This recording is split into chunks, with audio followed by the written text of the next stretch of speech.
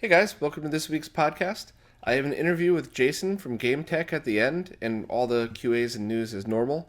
And also, I was away for a few days last week, so I am still catching up from emails. So if you guys had sent me something and I haven't responded yet, I'm really sorry. I try to get to everybody's email, but that was kind of overwhelming. I just happened to get hit with like 50 emails a day last week.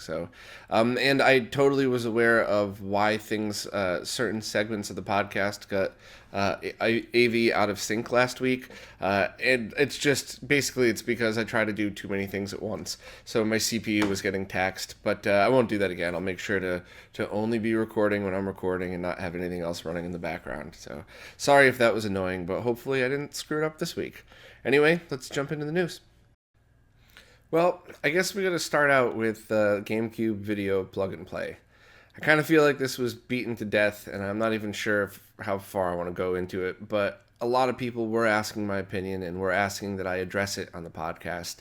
And I mean, my goal in this is always to just keep everybody informed of what's going on in the retro gaming world. So even if I'm not so excited to talk about something, I got to just suck it up and do it. So if you guys, hopefully I'm not going to bore you guys with it, and maybe skip to the next one if you're really sick of hearing it. But here's a quick rundown of what happened. A guy who goes by Zelda XP Pro, his name is Joseph, posted something on a forum and emailed me a couple of months ago, and he called it GameCube Video Plug and Play.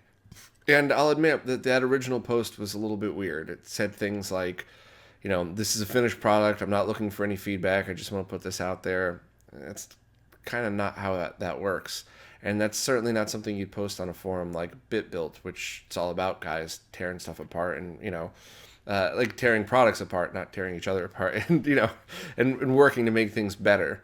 When I responded to his email, I said, hey, this looks like a really cool prototype, but, and I'll take a look at it for you and give you my opinion. But you might want to edit that post because, you should be getting people's opinions. And oh, by the way, if you could put something in upside down, it's a prototype, period. You can't, you have to work that out before it's production. And he sent me one, and it worked fine. That version didn't have any on-screen display, but it was fine.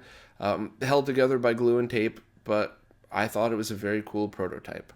And I used the word prototype. I don't think he did, but I certainly did. And I meant it as a compliment. I meant it as like, hey, this is awesome. Great first step. Like, can't wait to see where you go next. And then he emailed me when he came out with the 2.0 version. And I also called it a prototype because, once again, if it's held together with glue and tape, it's a prototype.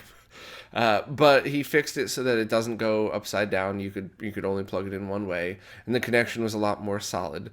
But the problem with it, other than the glue and tape thing, was that the pins that actually grab onto the socket, there is nothing separating them. So they could, you could physically grab them and bend them, or, I don't think it could go in the wrong way, but certainly if it was really torqued one way or another, you could pinch the pins together, and in a lot of places that would mean that you would short out the GameCube itself. And apparently that's exactly what happened to a few people. And he sent me an email asking, do you want to review it? And I told him the truth. No, because it's a prototype. I want to review the finished product because this is very cool. But, you need some more work. Then he sent it to Metal Jesus Rocks, who's a famous YouTuber. Is that how I'm supposed to say it? Is that what the kids are calling it? Famous YouTubers? I don't know. Sorry if the nomenclature is wrong.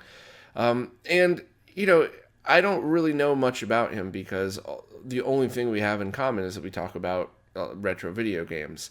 I do nerd and tech stuff, and he does fun, positive stuff. But he seems to be just a nice, positive guy, so cool.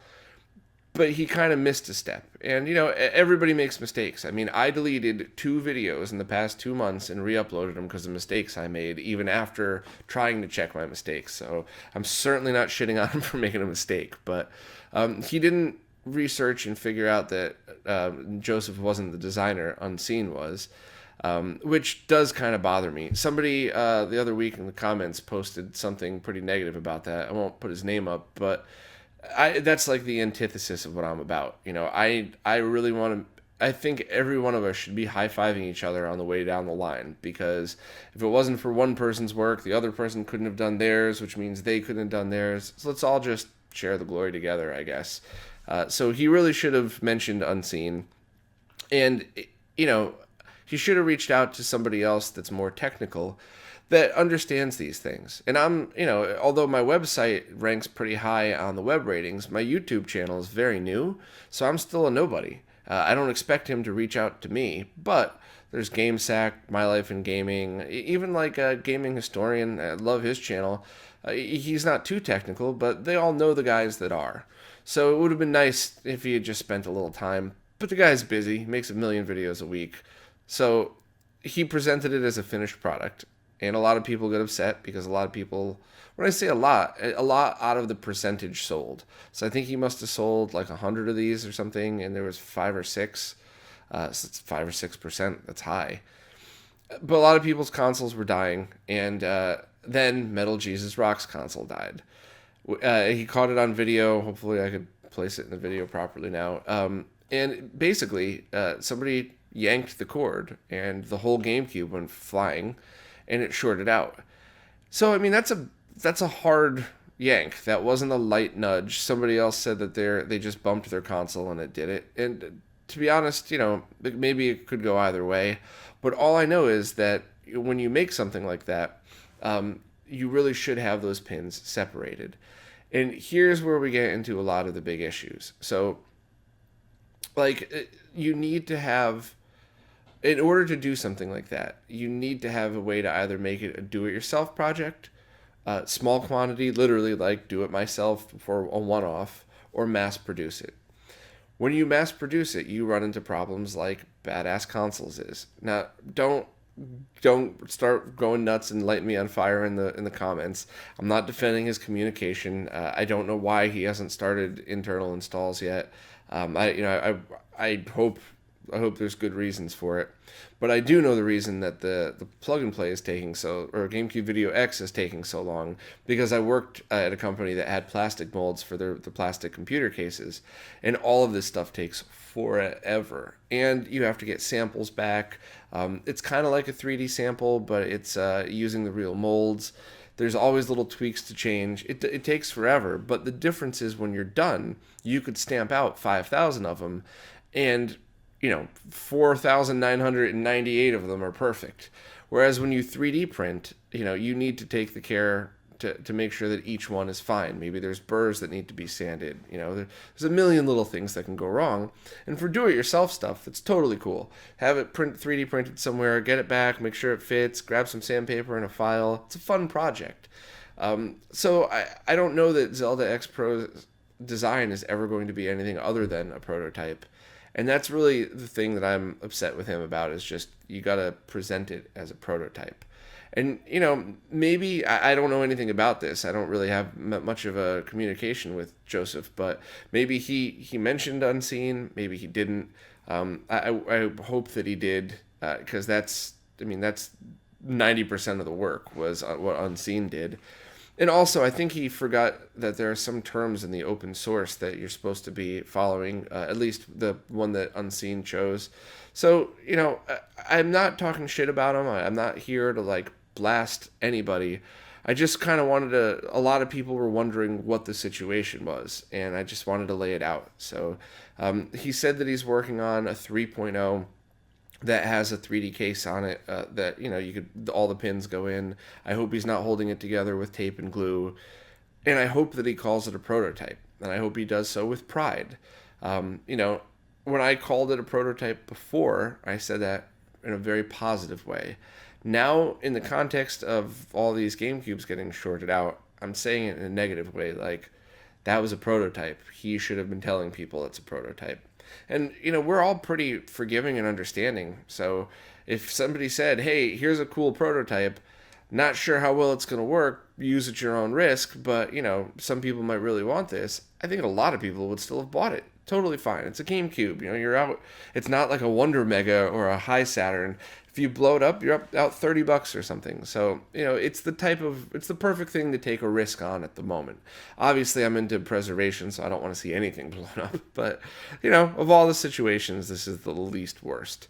And I hope he learns from his mistakes. And even just in the short time that I've been doing this podcast, in just about a year, there's been a couple of cases of people making a mistake, and then saying, hey, I screwed this up, but here's how I'm gonna fix it, and then everybody's happy. So you don't have to, if you're, I don't know if Joseph even is watching this, and then I wouldn't be ashamed. It must be hard because the Metal Jesus video had like 500,000 views on it. So just suck it up, move on to the next prototype, call it a prototype, and go from there. And I think this will all be okay. But there's a lot more GameCube video news coming up.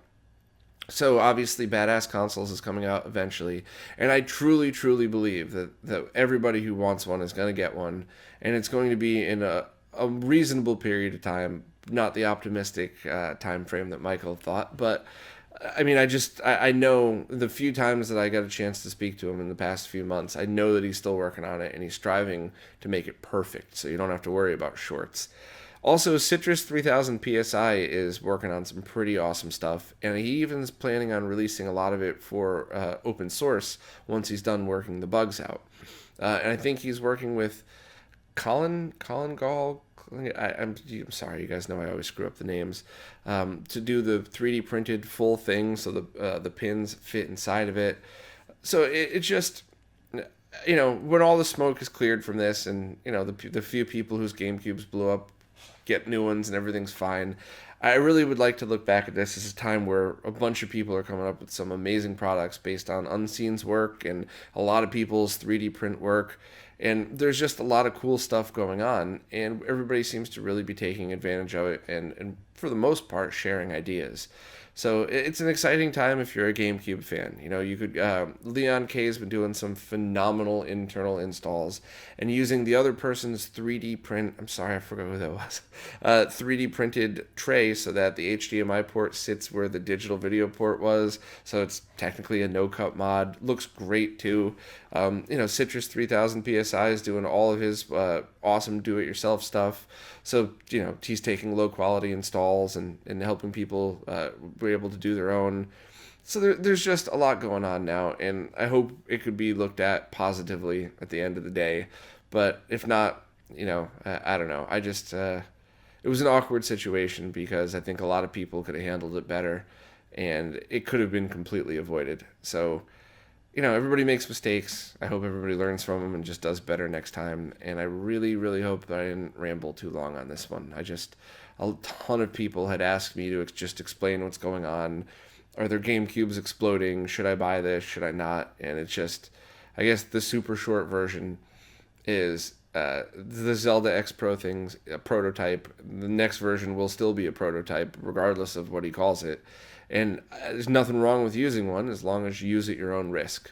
Other solutions are coming out that may or may not be better for your needs, but tons of links in the description to point you in the right place of all these things. And obviously, anytime there's new info, I will keep everybody updated. So really hope I didn't just have everybody close the window and delete this week's podcast because I bored everybody. Sorry. Okay, on a much, much lighter note, somebody named Matt Brailsford on Twitter posted a video. I saw Arcade TV retweeted it, and I went apeshit when I saw it. He took basically a toy, and he put a Raspberry Pi and a screen in it and made it a working Outrun arcade tabletop. And he's got the high-low shifter, the speedometer and tack work. I mean, it is so cool. I would absolutely kill for one of these. I would, my apartment's the size of a closet. I would find some place to display it so that people could play it while it sits there. I absolutely love work like this. This is just, it's artwork and nerdiness at the same time. I wish there was some way to buy one of these, but obviously it's a hand-built thing.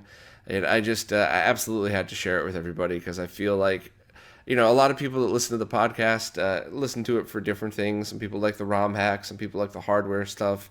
I think everybody would, at the very least, look at that video and go, that's freaking cool. So, Matt, I don't know you at all, but man, if you make more of these things, I can't wait to see them. So that's very cool and put a huge smile on my face when I saw it because I love Outrun. It looks like the SNES Classic has been sent out to a few larger people to review, and it got decent reviews. Basically, it's better than the NES Classic, but, on the same line of it probably being a toy for us hardcore retro gamers. And I guess it's a few weeks away, so I will be in line at the Nintendo store trying to score one of these things, and hopefully I could drag some people with me that have the morning off, and I could buy a couple of them. I'd love to have that as a giveaway or something, but I highly doubt that's going to happen. At the very least, though, definitely expect a full review of it. I got a TV I've been drooling over for years. I got a LG OLED 4K TV, so I'm going to be doing all of the review on that versus the SNES through the OSSC. And just a quick thing, if anybody has that combination, I don't know if there's a guy named Bon Yuki that does videos on flat screens. I don't know if he watches this at all, but everything works in 5X on that TV except the SNES. But it did once. I played like 20 minutes of Super Metroid in 5X. Looked phenomenal, by the way. And then when I switched to 4X just to test something and back, it hasn't worked in 5X since. So if anybody happens to know a trick to get SNES more compatible for the OLED TVs in 5X mode, it obviously worked because it played flawlessly for 20 minutes. So sorry, totally off topic, but I will definitely be doing a pretty thorough review of the SNES Classic when it's out. RetroHQ just released a new firmware for the Neo Geo Pocket Flash Cart, and it fixes a bug while saving out a ROM from the installed games to the SD card. So that's kind of an important thing, I guess, if you're looking to back up your saves while you're playing. Obviously, it's available for free right on their webpage, and I love the fact that that RetroHQ is continuing to support the product and not just like, all right, it's out, goodbye. Like, he's really standing behind it, and he's still got other cool things in the works as well. So hopefully I can get Saint on the podcast sometime to talk about all his cool inventions. Next, it looks like Europe is getting a new 3DS XL that looks like a Super Nintendo. So a little bit jealous. It looks very cool. Hopefully, I'll score the Metroid edition when that comes out. I doubt it. I'm sure it'll sell out like everything else they've been lately. But options are always awesome, and it's just a very cool throwback. The emulation box called the Retro Engine Sigma looks like it's having a lot of trouble. A lot of people were posting reviews of it, explaining what was going on, and it just looks like something to be cautious of. It's funny because when I first mentioned this and said to be wary of it, a whole bunch of people in the comments got offended. Oh, why would you jump to that conclusion?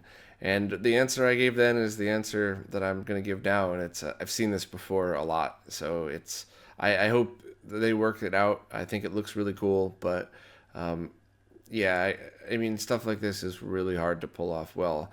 You really need to either build it for yourself or you need a huge community supported project like Laka, RetroPie, all those things.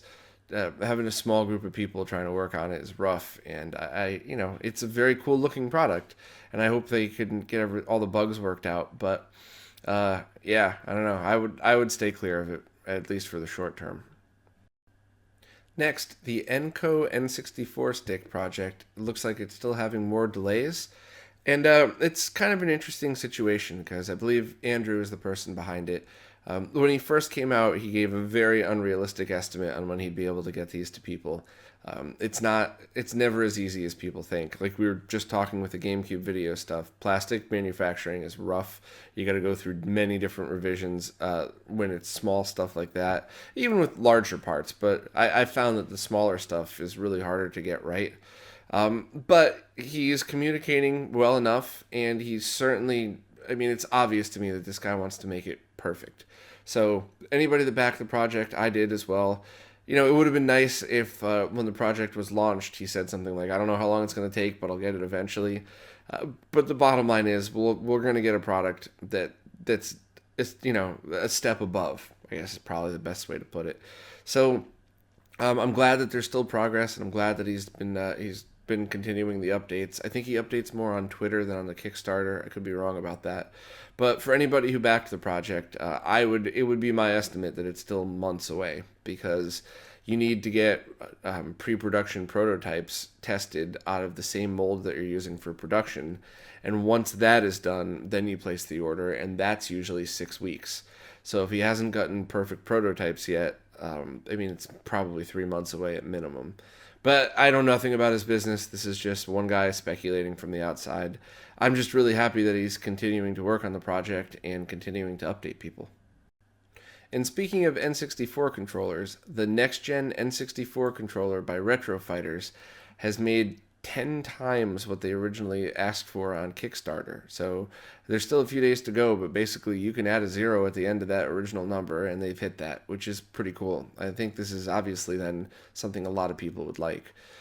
They said the most common thing people were asking for is an octagonal gate, an 8-way gate. Is octagonal the right word here? Octagonal? I know I suck at pronouncing people's names, but I'm usually good at real words. Anyway, and he said that's going to cost a few weeks of delay in the production, but since most people really wanted it, he wanted to include it. They wanted to include it, which is awesome. Good to listen to people. My biggest concern, because they make other controllers, so I would assume that they would be able to make a good feeling controller. I really want to know what the board is inside it, how it interfaces with the N64, what they're using.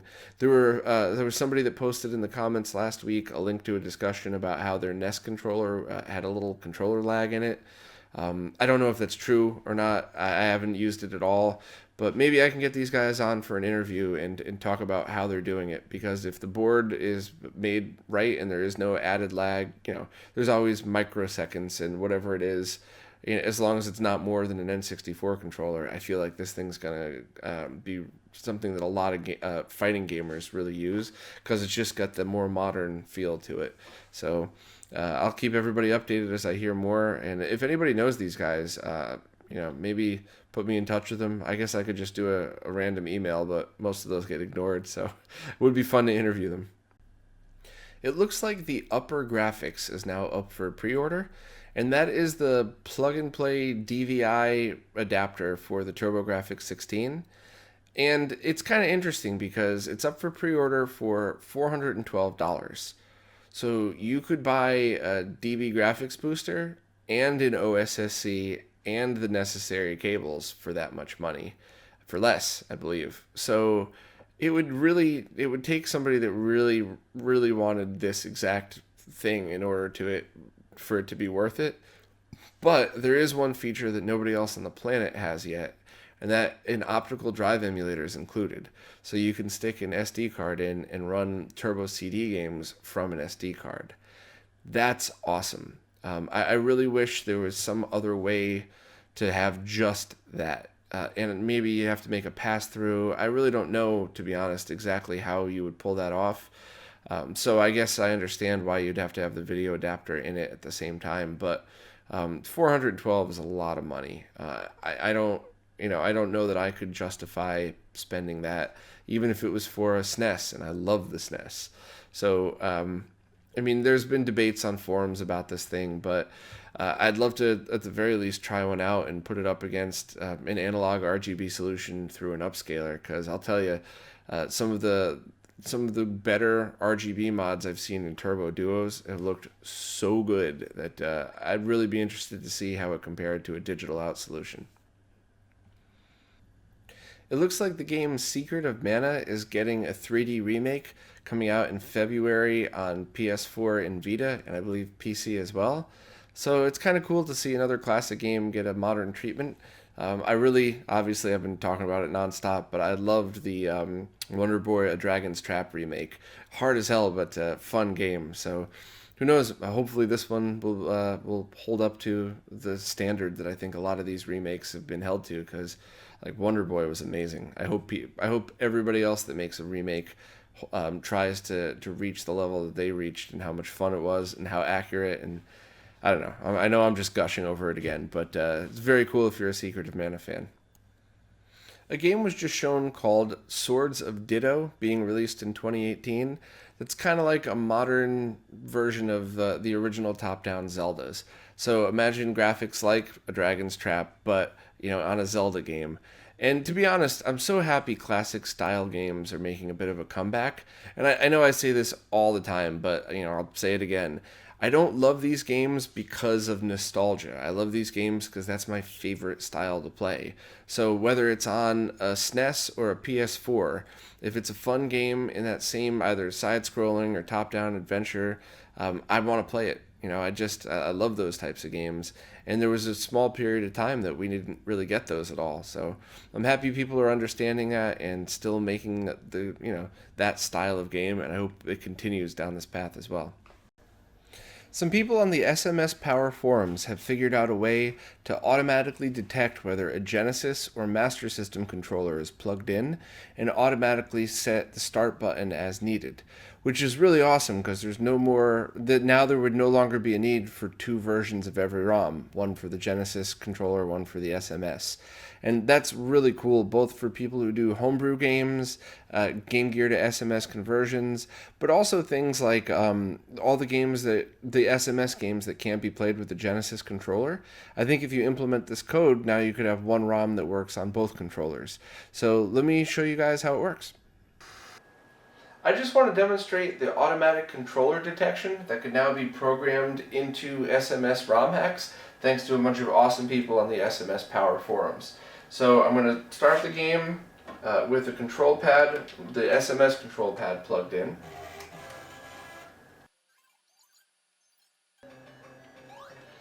And here you go. So this obviously works exactly as you would expect. Pause button on the SMS, and then the controls work exactly as they should. But here's the cool part. So same exact ROM, but I'm going to start with the Genesis controller plugged in.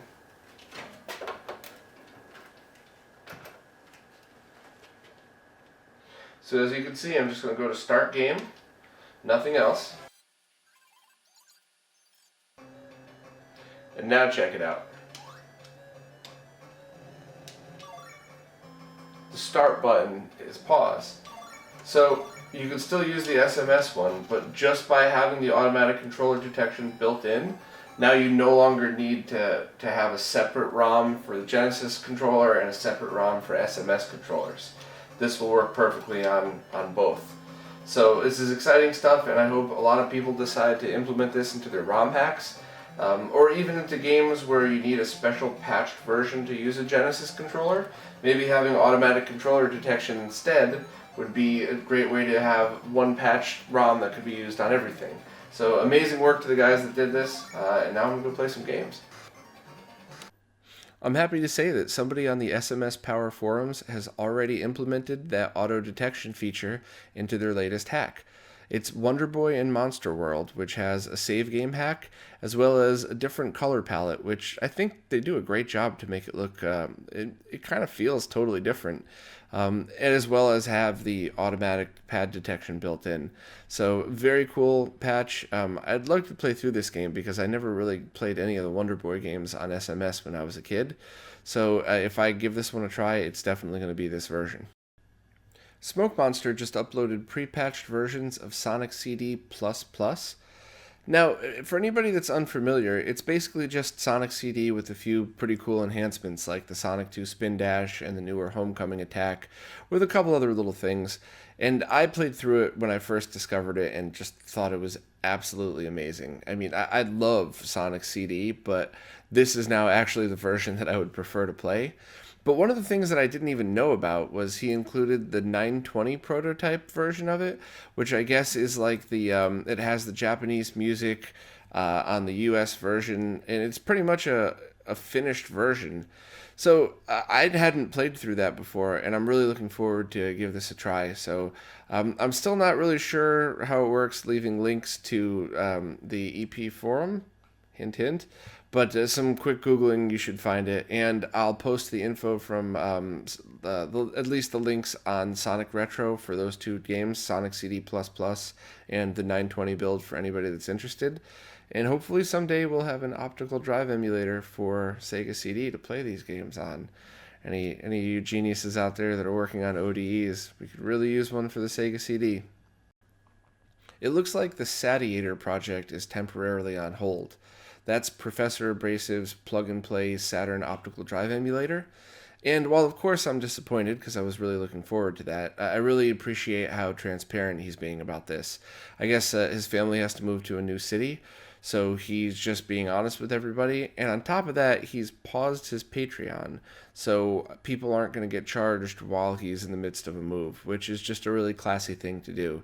So, I really enjoyed the interview I did with him, and I'm looking forward to supporting his work. And I just, of course, because I'm a greedy little retro gamer, I want it as quickly as possible. But life happens, and I'm really happy that he was just able to be honest and just tell people what was up. So expect a few month delay, and hopefully we'll still see it next year.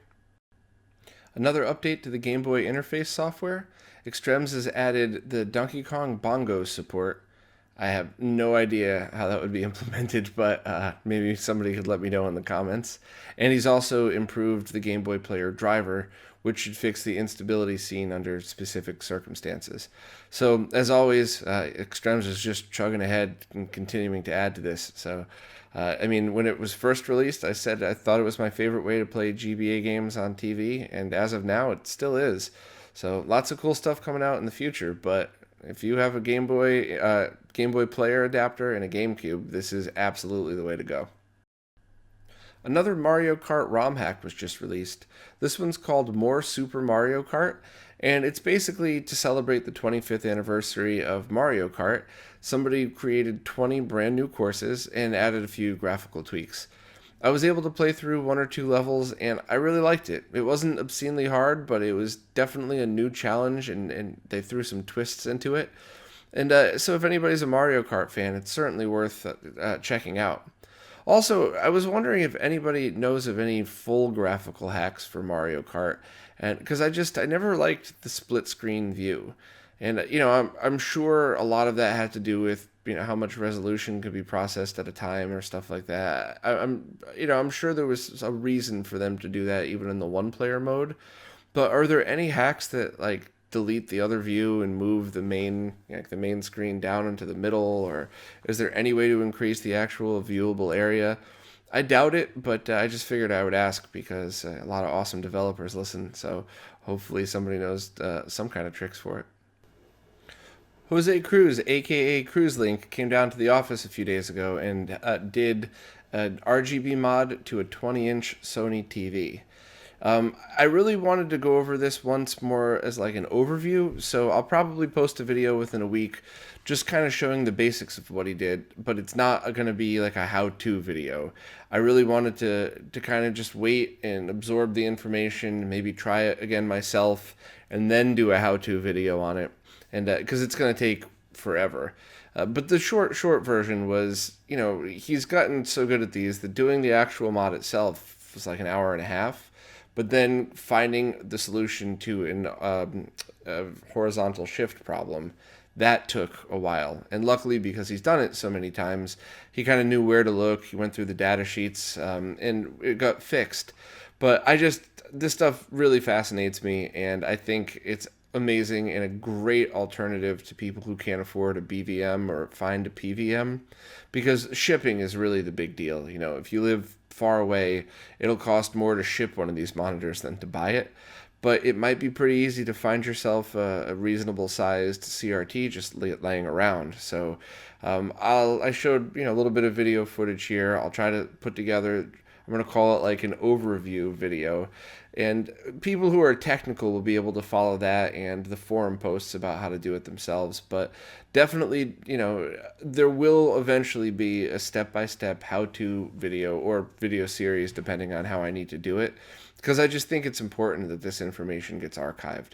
And it's stuff like this that I hope the new version of the website just gets, a section upon subsection dedicated to this stuff. Not just for TVs, but each model TV could have its own page, and I just think it's awesome.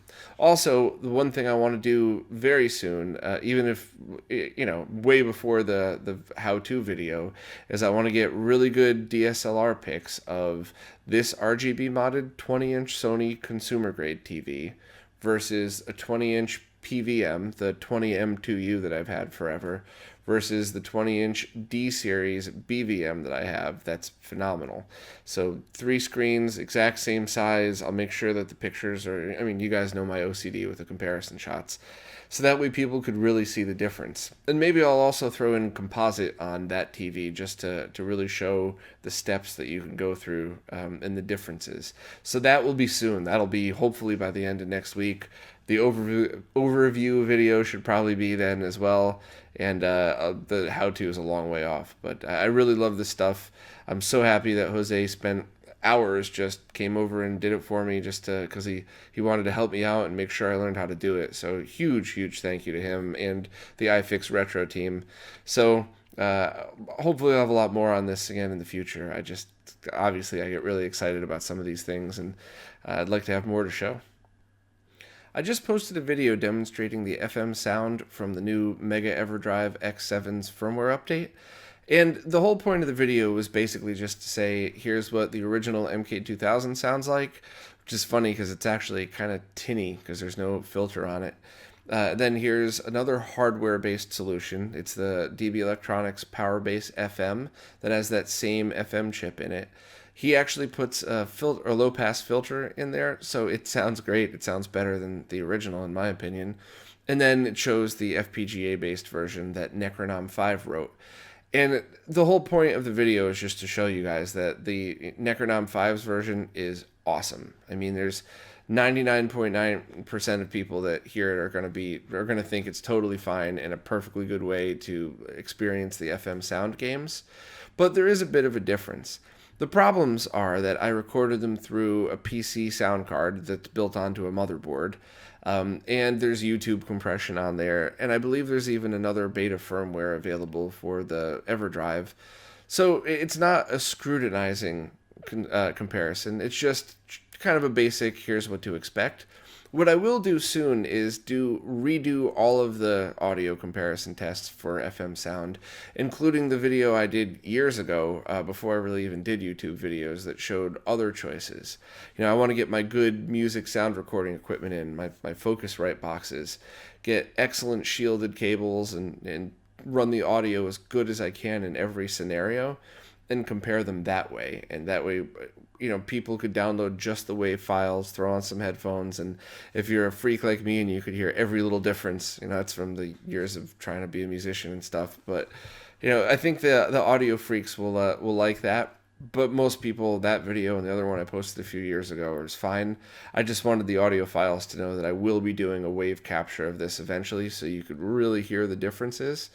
And I'd be interested to see, once the firmware matures and everything is exactly as Necronom 5 would want it, how that compares to the original and to DB Electronics with the filter on it. But for everybody but the 0.01% of the audio freaks, it's a great solution and you'll love it. And if you already have an EverDrive X7, I mean, there you go. Who's going to complain about a free update? So once again, thank you to Necronom 5.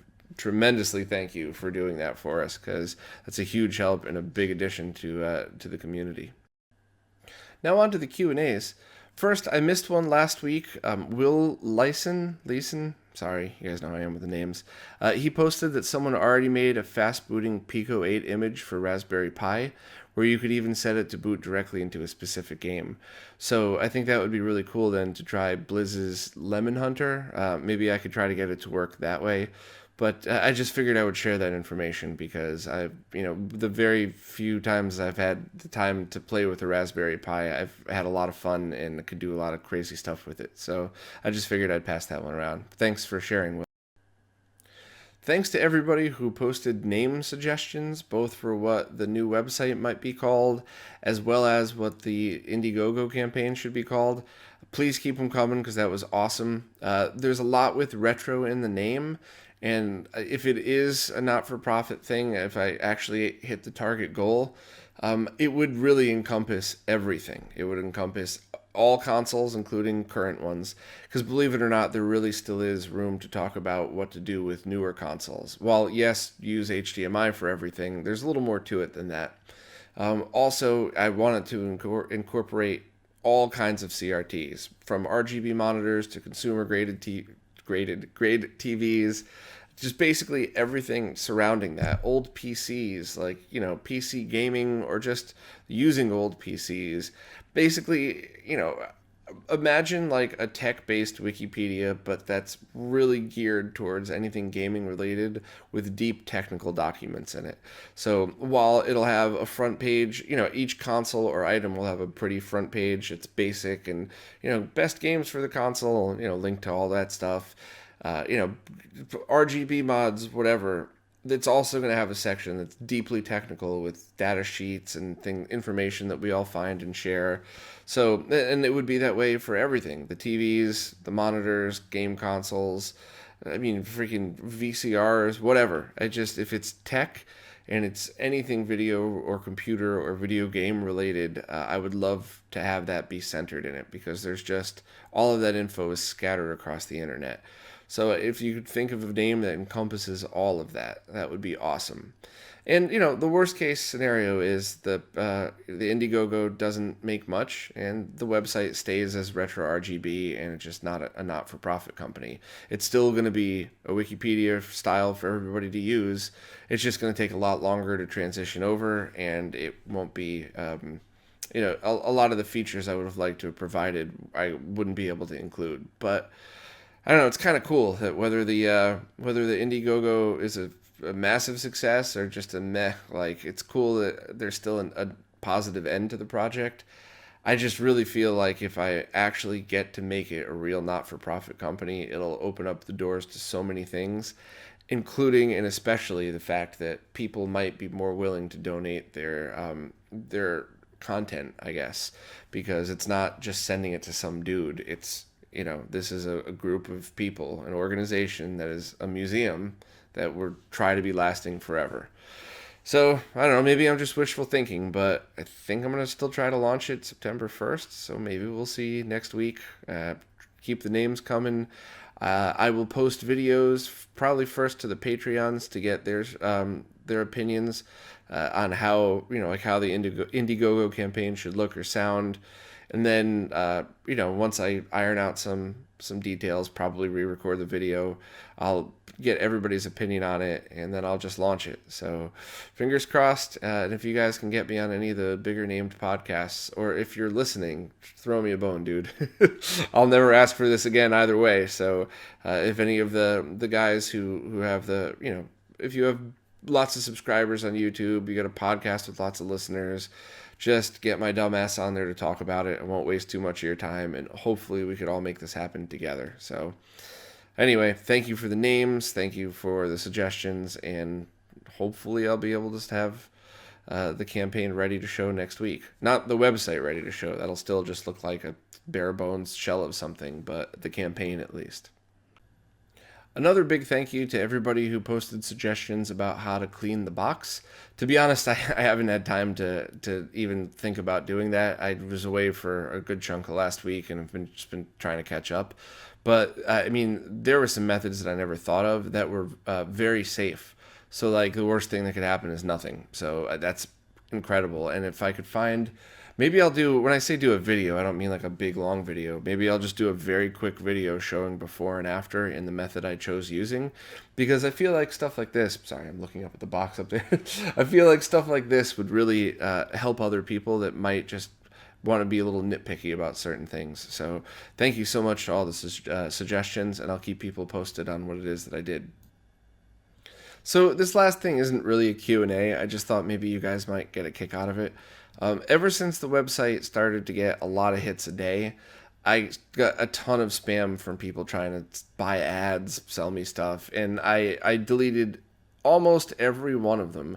There was only one or two I responded to, one because it was so ridiculous I just had to hear what they said, and another one, it made it seem like they actually knew what the site was about, and then as soon as the follow-up email happened, they're idiots like the rest. I really thought the second one was actually like somebody in the retro gaming world, but nope.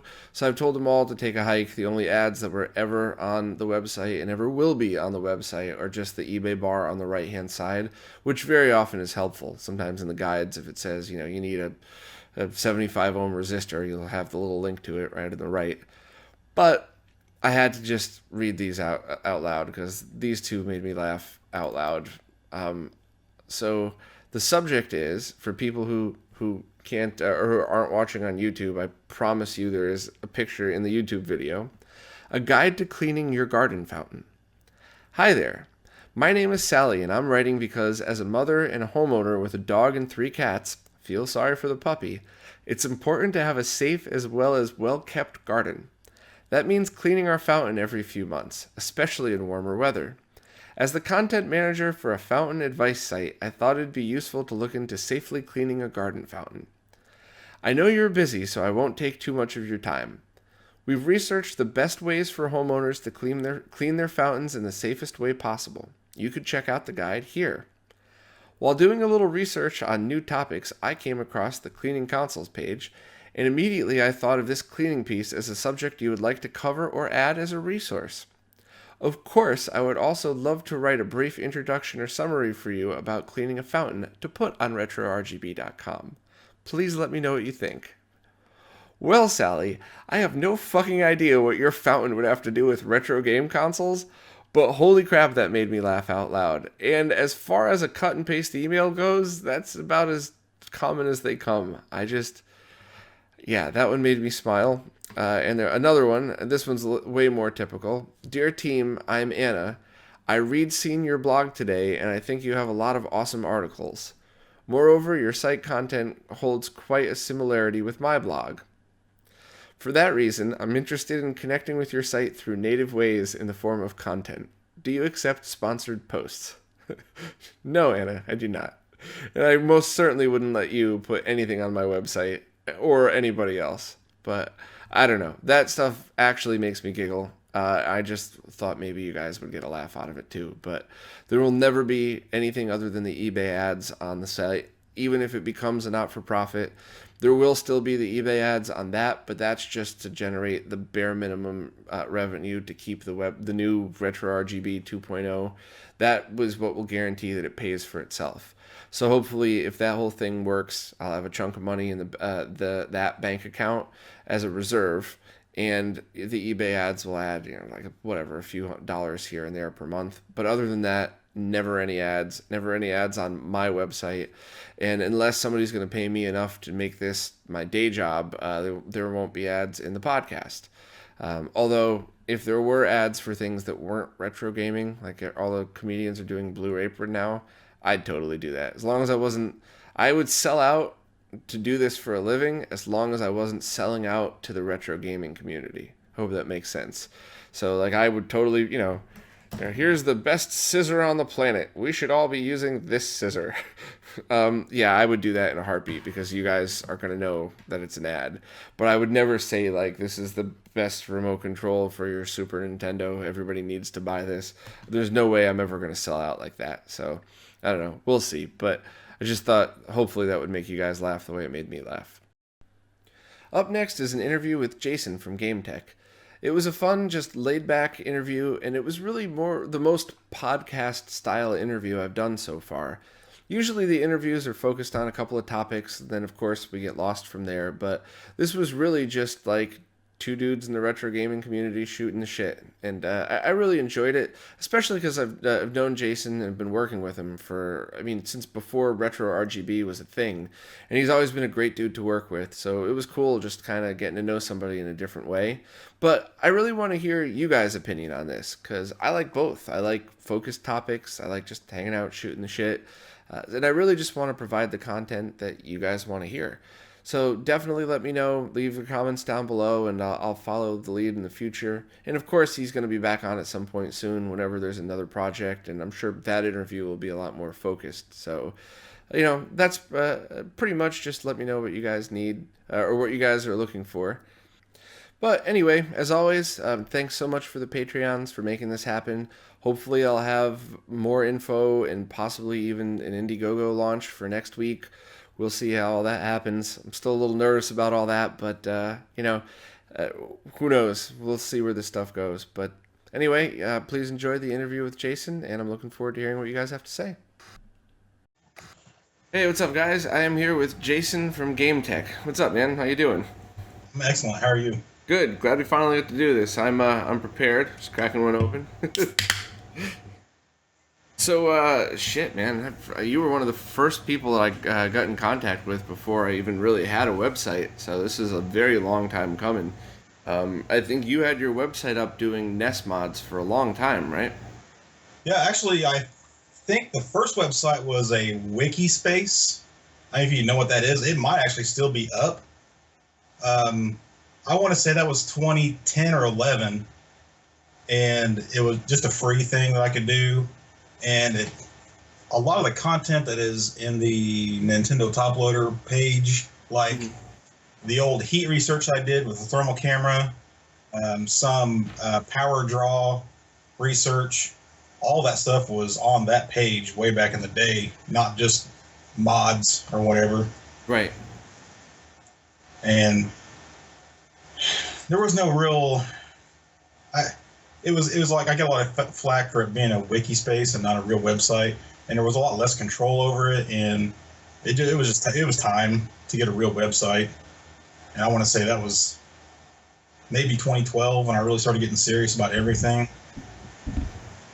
So I think that must have been right when I stumbled across it because it looked very similar to what it is now.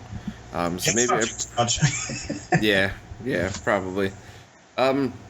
But how did you start doing NES mods and stuff like this? I mean, is this just like something you always tinkered with? Long story. So, 2001, into 2001, I stumbled across eBay. And of course, what do you do when you get on eBay? You want to fulfill all your childhood desires. That is spot on correct. When you discover eBay, that's exactly what happens. Yep. My thing when I was a kid was baseball cards. Oh. So, and it wasn't really like I was into baseball, but the fact that this little piece of cardboard was worth money just fascinated me. So I went on and I probably bought $5,000 or $10,000 worth of baseball cards. Oh, wow. Over the span of like a year. And if that was 2003, you probably made a good return on it eventually. 2002. And 2002, yeah. I still have every card ever bought. Oh. It's too difficult. It's way too difficult to do baseball cards. Mm-hmm.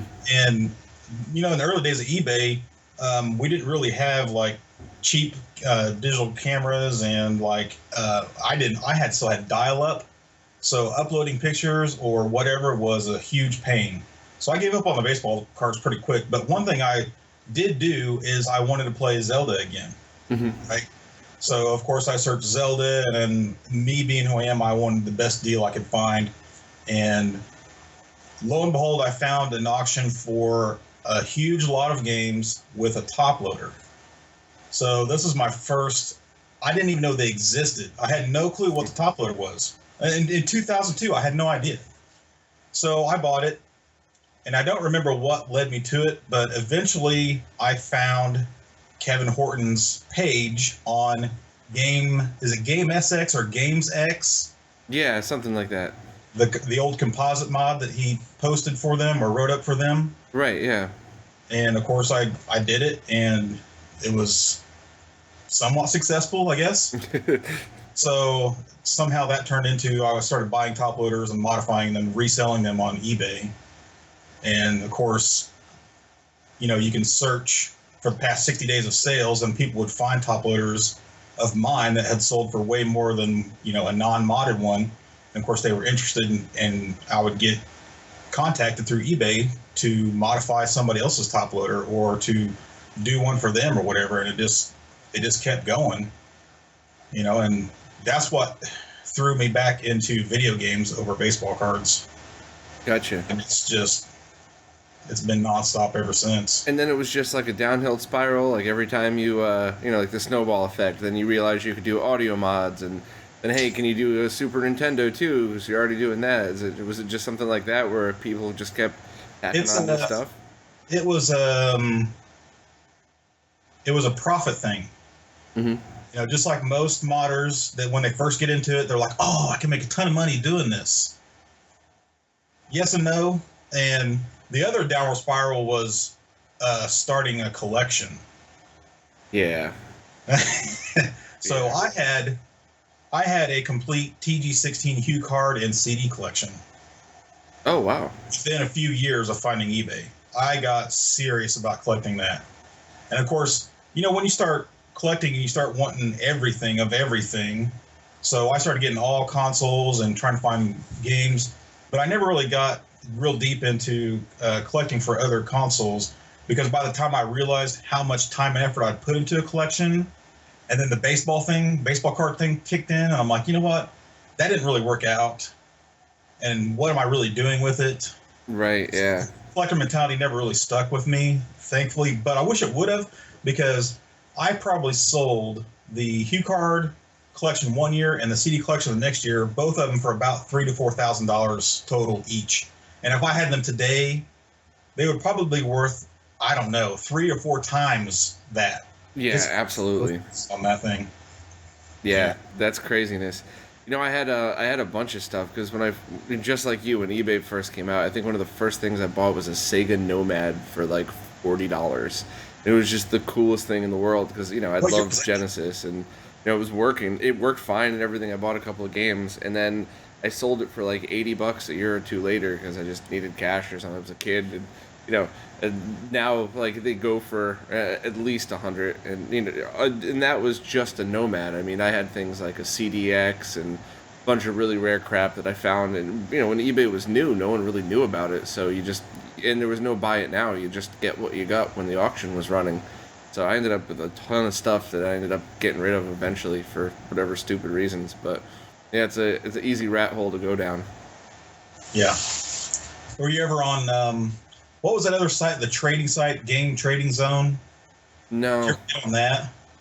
That was a fiasco too. No, and I was really into games as a kid, and then pretty much as soon as I hit the drinking age, not 21, but like when your average teenager gets into it, all I really cared about was music and partying. And then every time I would get back into games, like I bought the Nomad and I started playing Sonic and Mortal Kombat all the time again, and then I get a good job, so now I'm working 50-hour weeks, and the most important hobbies are the ones you keep up with, and at the time that wasn't it. And then you find an emulator box, then I got a Wii, and it's just one right after the other. And it wasn't until really I got the controller adapter for the Wii. So now you're actually holding a Genesis controller and playing something that sort of feels like the original. That's when it really hit me, like, whoa, I gotta get back into this stuff. This was awesome. This was an experience that at least when the Wii was out, there really weren't many, classic style games. So yeah, that's really what spiraled me into it. And then, of course, once I remembered about RGB, that was it. And I remember, too, having a whole conversation with my cousin Scott, just sitting in my apartment, like, all right, there's this guy called Game Tech, and I think he can RGB mod my Nintendo, but is it worth it? And we're like, well, how much is it going to cost? And like, fuck it. And when we got that thing home, the first time we played Contra, we were both just like, holy fuck, this is absolutely worth it. And now there's, 10 different ways, but...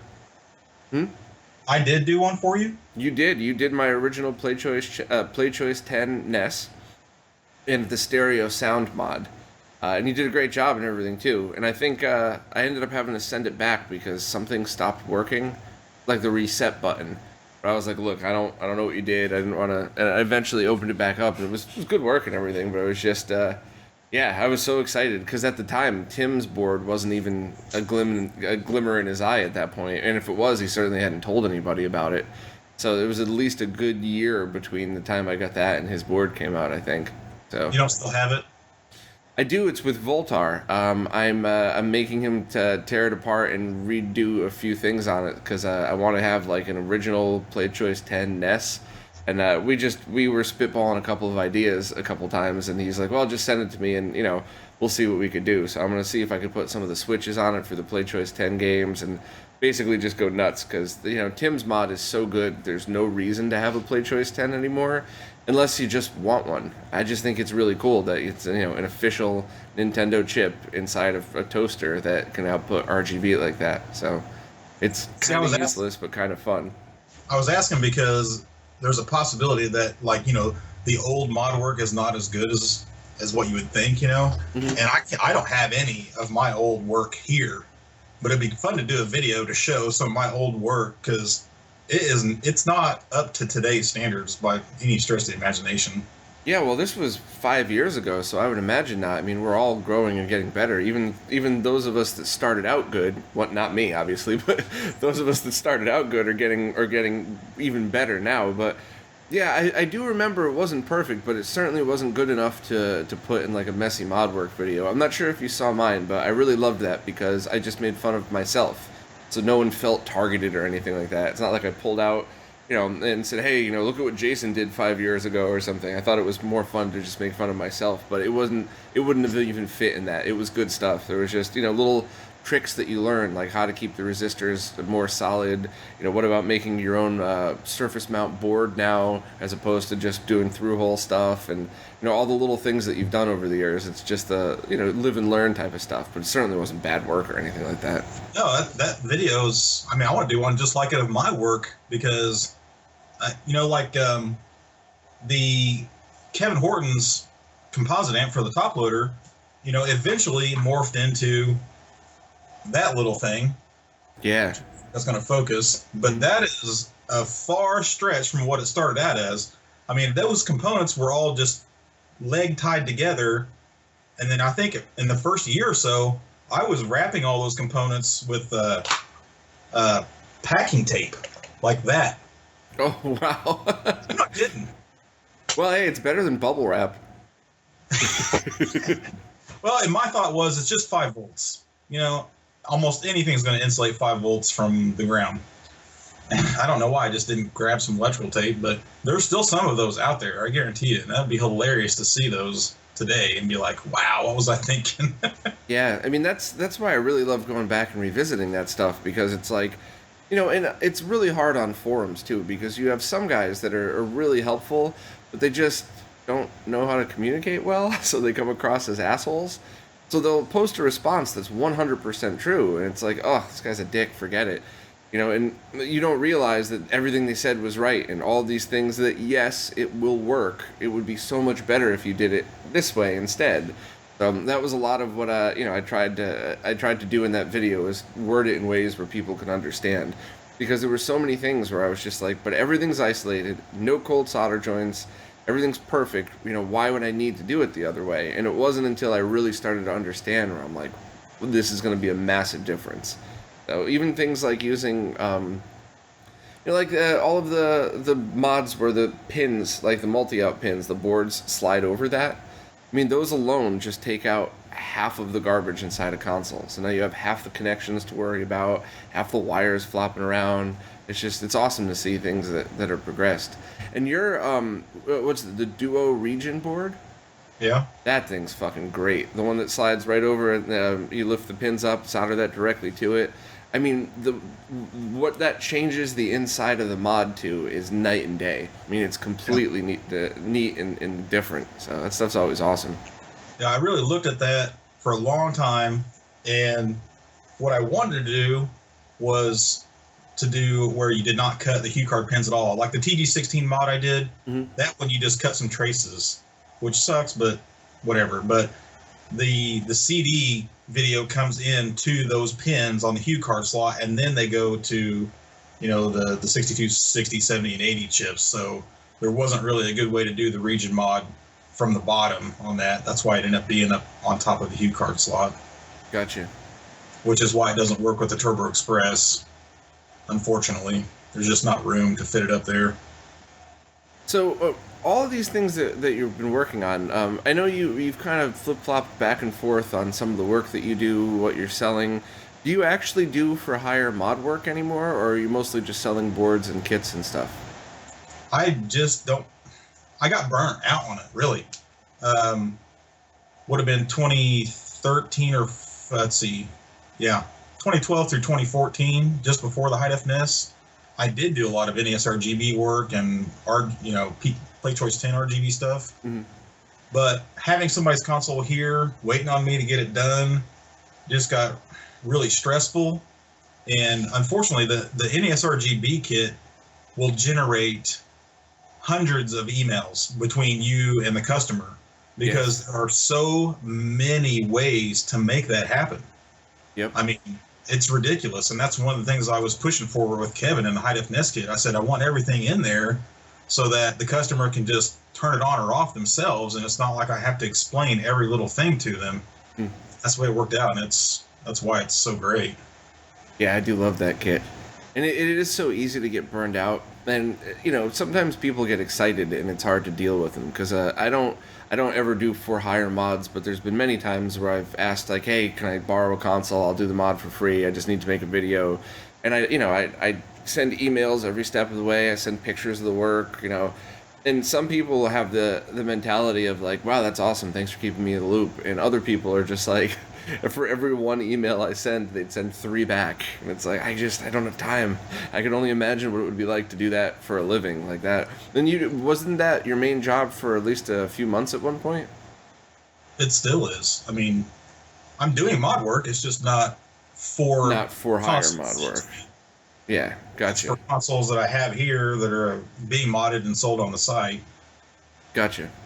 So that's your main thing now, is just pre-modding consoles and selling them up on your site or eBay or something like that?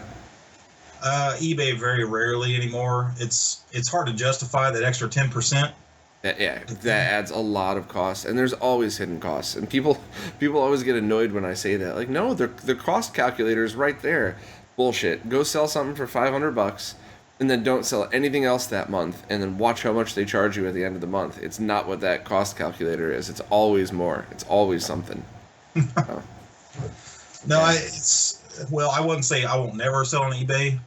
It'll have to be something that is very special, like that people wouldn't think is on my site for sale, or like, when I have something for sale, I usually post it on Twitter, and within a few days it's bought and gone. Yeah. Like I posted a Ultra HDMI modded N64 original black version middle last week, and it was bought by Friday. The one advantage of eBay though is you do cover the whole world. That's where you pay the 10%, but yeah. Yep. Yeah. So many complaints about them. They treat sellers terrible. Basically the buyer can do almost anything, and you're just stuck dealing with it. So, kind of annoying. Well, like I just sold my my NEC projector. I had a laser projector. Mm-hmm. I did a video about fixing it, and it was on eBay for 2 months. Kept lowering the price, and it finally sold. And the buyer had like 6 feedbacks, so I'm sitting here waiting for something bad to happen. Yeah, I sold a guitar to somebody with 2 feedback, and I just went, I know better, and this is it. It's going to be a nightmare. I'm going to lose everything. And the guy was freaking awesome. He even texted me to thank me and said he loved the guitar. So it was one of the rare times where I took a risk and it was worth it. Yeah. The other reason that eBay worked for me so well is I was willing to ship worldwide, and a lot of people weren't. Yeah, it can get complicated sometimes too. And I didn't realize that when you go through the eBay global shipping program, they open the box and then put it in one of their boxes. So whatever you have shipped through it, your stuff will get torn open. So I do not like that. No, somebody, when I used to sell those little RGB amps, I forgot where it was, maybe Mexico City or something. It took like 6 months to get there. And he goes, I understand about the shipping. It's not your fault, but, because I see how quickly you put it in the mail. But do you think maybe you could have at least put it in some kind of bubble wrap? I went, what do you, I sent a picture. I was like, this is what I ship everything in. They're anti-static bag and a bubble bag. And it was literally just like the chip in an envelope with an eBay stamp on it. They had ripped open the bubble wrap envelope, pulled the chip out, thrown it in a new one, and shipped it to him that way. That blew me away. I haven't used them since. That's some scary shit. I've never used that service, but yeah, that's crazy. And that was, a $15 board. Imagine if that was one of your consoles, it was some rare thing that you did a mod to that you just sold for $400. Somebody just tears it open and throws it in a new box. I would not be happy. Yeah. So your YouTube channel has been kicking ass for a while now. You got a bunch of subscribers. You put out a bunch of really cool videos.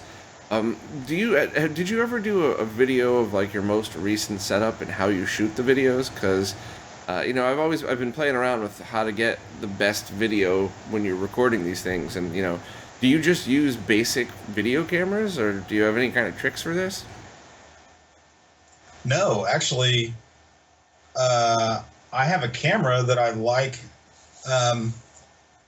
My last job, I was a field service technician for an agricultural tool company, and they sold anhydrous ammonia equipment. And so I was traveling all over like Great Plains, and I was trying to help out with like marketing or whatever for the company.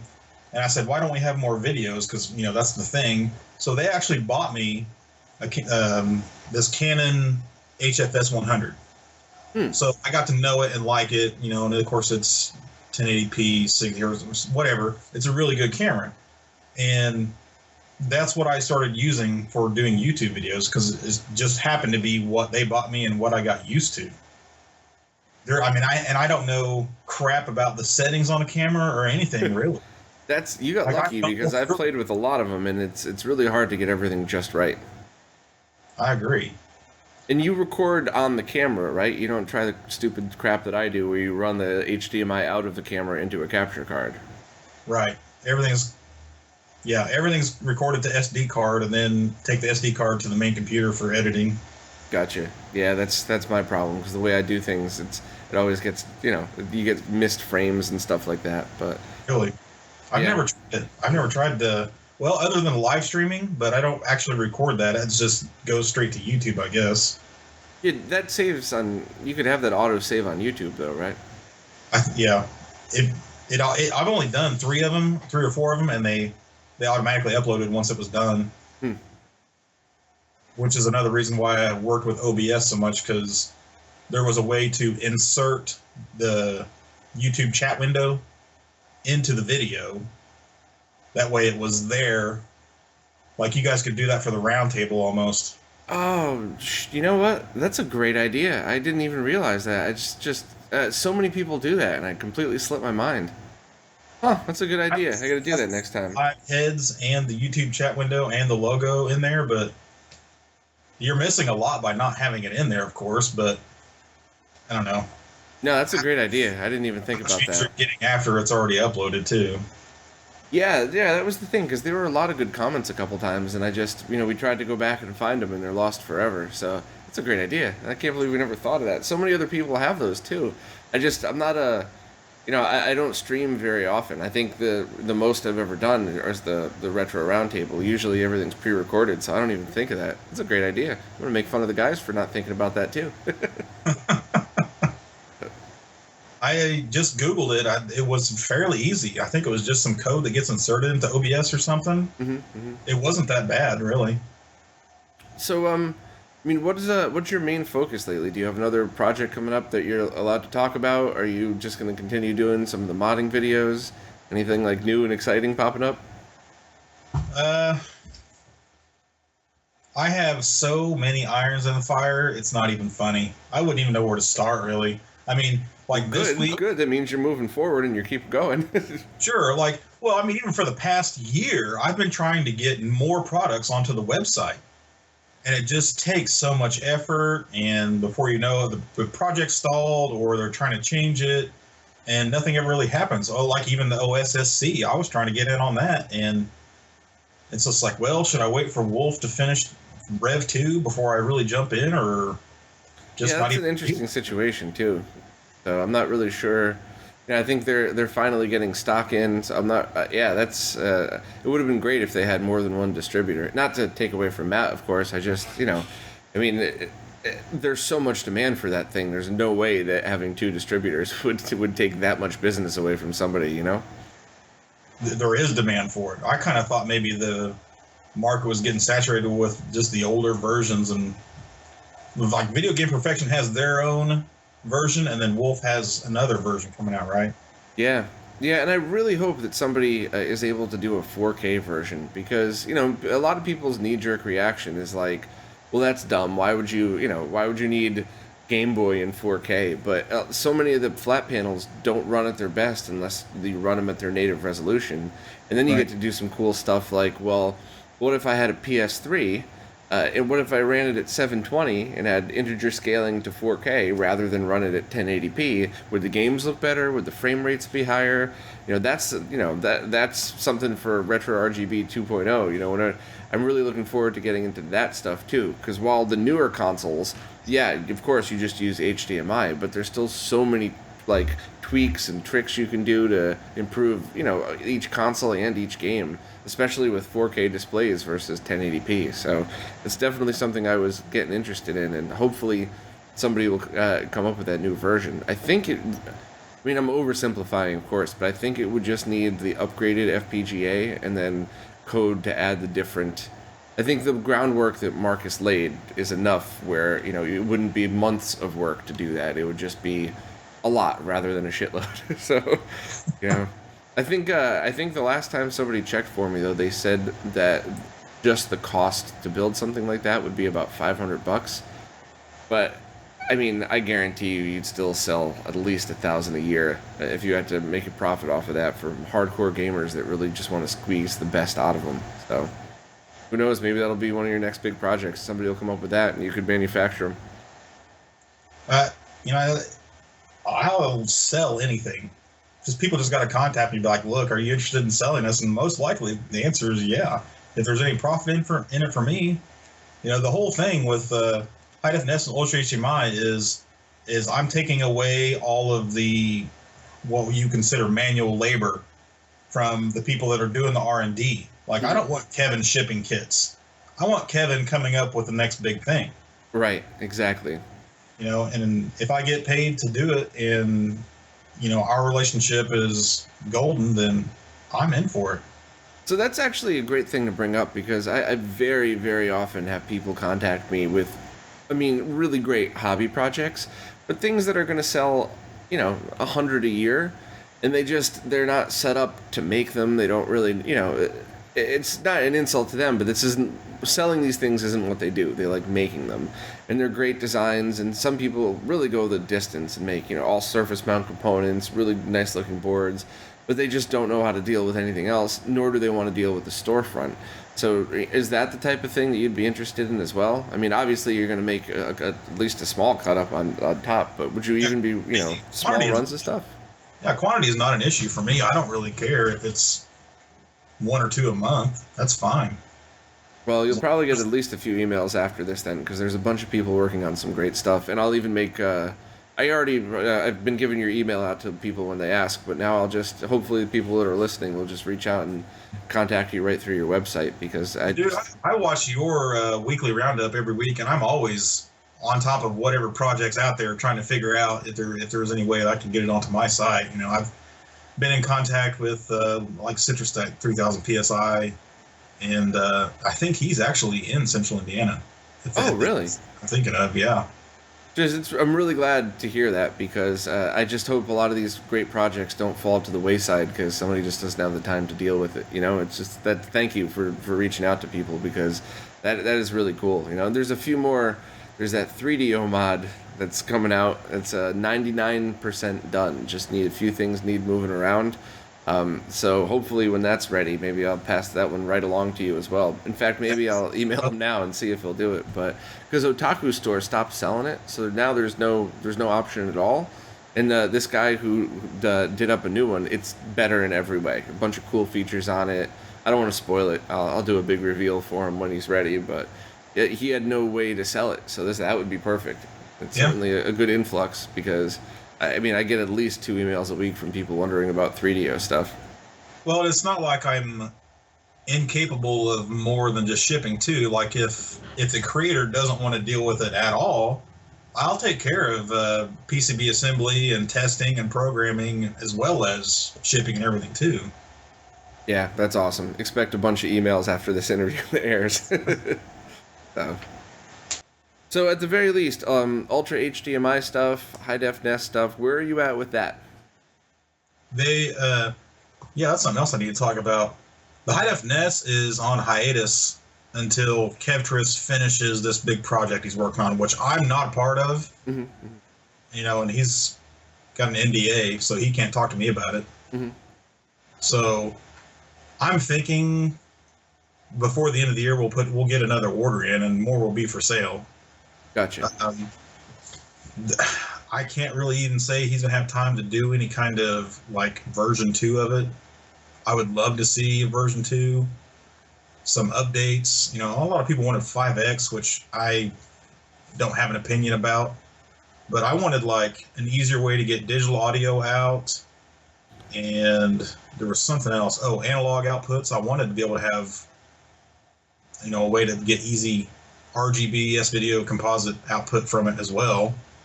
One thing I think would be really great from it, and I know he said the code's almost completely filled, but having a one-to-one output. Because when you do a digital-to-digital mod like that, as the years go by, it only does up to 4K, or 4X, so now, maybe a lot of people want 5X, I certainly do, and now 4K TVs are coming out, so you can do 10 or 11X, and, 8K TVs will be out eventually, and, obviously, it would be cool to see products evolve with that, but the other side of it is if you have a no-lag digital-to-digital 240p output, and then you have new scalers coming out that can do all of these new things that we need them to do, having that one-to-one mode is like it's just the perfect pass-through. Then you get digital, pure, clean signal through it, and then let the new, let the OSSC 2.0 that's 4K do the 4K upscaling or something. That's certainly something it's I'd like. Not a problem for him to do. Mm-hmm. But I think what does the HDMI standard even have 240p? It does now, which is weird because it didn't at first.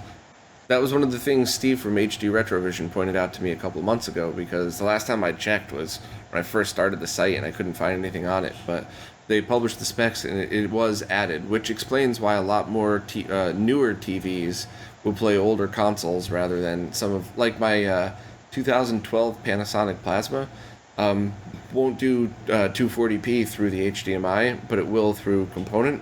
And now almost every new TV that I try does all resolutions through HDMI. So. Right on. Yeah, I don't know who got that passed through, but awesome. Right. That'd be something to talk to him about. That's another thing is I get a lot of emails about it, like technical questions, and I'm like, I'm talking to the wrong guy. But unfortunately, Kevin's not that easy to contact either. But if you have technical questions, the best place is NESDev thread. Yeah. Post there. There's a lot of good guys on there too that'll jump in and help if he's busy for basic questions and stuff. Yeah, I'll answer there too if I know the answer. But for the highly technical stuff, you got to ask him. And what about the Ultra HDMIs you were selling? Obviously, that's Marshall's project, but like, is that you're still selling the boards and everything, right? Yeah, I just people don't understand that Marshall does not communicate at all to me as well as anybody else. I have found him quite hard to get a hold of, yeah. Yeah, I'll get an email out of the blue saying, "Yeah, I'll go ahead and start a sale." That's the kind of communication I get from him. It's funny because he showed up on that first live stream that I did, and that's been like a month and a half ago. And even then, I was like, "Marshall, I emailed you a bunch of questions. Please reply and answer them." And I still didn't get nothing. Yeah, I only spoke to him once. I was on a Badass Console stream like 6 months ago or something, and I think I jumped on the Discord or whatever, and he was on there. I was just like, "Holy shit, you're a real person!" Like, it's hard. Yeah. I'm glad you exist. What's up? And yeah, I don't know if he's really busy or if he just. It's really hard to manage your time when you start getting a lot of emails, right? Because you get home from work, it's the end of the day, you got like 3 or 4 hours to work on a project. Do you spend 2 of those hours writing emails, or do you blow it off and get to your project? So, yeah, he was another one of those. I wanted to get more of the shipping side away from him, so he could do more R&D work. Because I think he still sells them directly to anybody that wants to be like an installer or buy so many kits at a time. Mm-hmm. So, if I could just do all of his sales, then maybe he'd have more time to make new or more products or whatever. Yeah, that's what, I keep trying to tell a lot of my friends that do this stuff, like, stick with what you can do that other people can't do as well. Let everybody else handle what they're good at, and a lot of things like guys that sell stuff, just hire some part-time people, a couple of high school kids that you can trust. Just come twice a week, 2-3 times a week, answer emails. Because most of the stuff, I'm sure, is generic things. Like, this is my order number, has it shipped yet? Do you have this in stock? Things that you don't need the expert to answer, that you could just have a generic list of questions. So I would, don't outsource it to India, because we all know how that goes. But, there are other ways to pass things around. So hopefully people will start to get the swing of that. But yeah, that's why I have the frequently asked questions page. Yep. And I'll very often just reply with a link to that page. Yeah, yeah. It's it's hard too because every website has frequently asked question page on it. All the nerd websites like mine and yours and everything, and a lot of times there's just not good info there. So there's many times I've done that same mistake where I'll go to a website and if I had just looked at the FAQ page, everything would have been answered, but I just didn't even think to. So. And maybe put in big letters on your front page, like all questions are answered through the FAQ first or something. But. Well, I have a contact page, right? And at the top of the page, it says read the fact first. And I still get questions that are answered in the facts, but it happens. I'm sure just as many people that read it and decided not to email me, there's probably 10 times more people like that than that actually didn't read it and went ahead and emailed me. Yeah, I think I've responded to almost every email I've gotten, and I can't be doing that much longer because it's starting to get a little ridiculous. Hopefully, when my forum goes live, I could just filter all support through there. But the only ones that I get annoyed at are, hey, I just read through your entire website, but you have a problem with one of your pages. Yeah, I have a TV with RGB inputs, but there's no sync thing, so your web page is wrong. How can I plug that in? That's component. So no, you didn't read through my page. You just probably looked at the pictures and skimmed it. Here you go. Reread this section. It's the only time I get frustrated, or it's like, fuck, I spent hours and hours trying to. It's not even remotely close to perfect, but you didn't even read it at all. So that's the only times I ever get frustrated. But yeah, I don't know how you put so much time into that, man. Well, I'll tell you. I know exactly. I would have never been able to... First of all, if I had known how far I would take it, I probably would have chickened out and never started it in the first place. But I have an IT job where I work from home, and a lot of what I do is, you write a program to do something, you're waiting for an image to load, and there's tons and tons of, 7-8 minutes where you have to click and wait. So having projects where I could just do 5 minutes at a time and I don't need total, concentration, I was able to, the hardest things I've done on the site were days where, I had to get the project done and I'm working 12 hours a day, but half of that 12 hours was just staring at a wall. So I was able to just, pop up a different window, start doing that, and every once in a while, same thing with when I recorded the album, it was at a time where I was really only necessary 2 hours a day for my day job, but I had to be on call in front of a computer. So it's I got my work window up, I got Pro Tools in the middle where I'm trying to record a guitar solo, and then every time I need a break, I go over here and write something about Super Nintendo. So it's one of the times having borderline ADHD was a big help because I was just bouncing back and forth between everything, and having all that time to fill was the only way I'd be able to do it. So either that or making it a full-time job, which I would love to do that, but We'll see, right? Yeah, we'll see. So, you work from home all the time, or? When they need to, they send me out to clients to do stuff. It's basic IT, pretty much. Well, what I'm getting at is, why did you move to New York City? Oh, my wife is a floor manager at a fancy department store, and she worked at one of those, and we were in Stamford, Connecticut. It was an hour and 15 commute each way, so it sucked, but, whatever. It's about the same as the commute from my office in Brooklyn to Manhattan, actually. And then when she got this new job, it was at least an hour and 45 each way, but you have to take a subway, so if you walk down as the subway pulls away, it's 15 more minutes. It was driving her apeshit, so we just said, fine, we'll move to the city, and moved into a little room. So, hence getting the office, which this lucked out because, it's far from me, but it's perfect. Even if something happens and I can't do RetroRGB full time, it's cheap enough where I could just keep this as a place to go and have a glorified storage area, if nothing else, I guess. Well, I feel you on the commute thing. I used to commute maybe 20 minutes, and I hated it. I moved because of that 20 minutes. That's funny. That's how bad I hate commuting. So it never really bothered me in a car, which I know to each his own, right? Because my wife, a lot of my friends, they loved the fact that they would get on the train and they would open up a book, an iPad, whatever else, and either space out or go through emails, so those are done by the time you get to work. They loved that.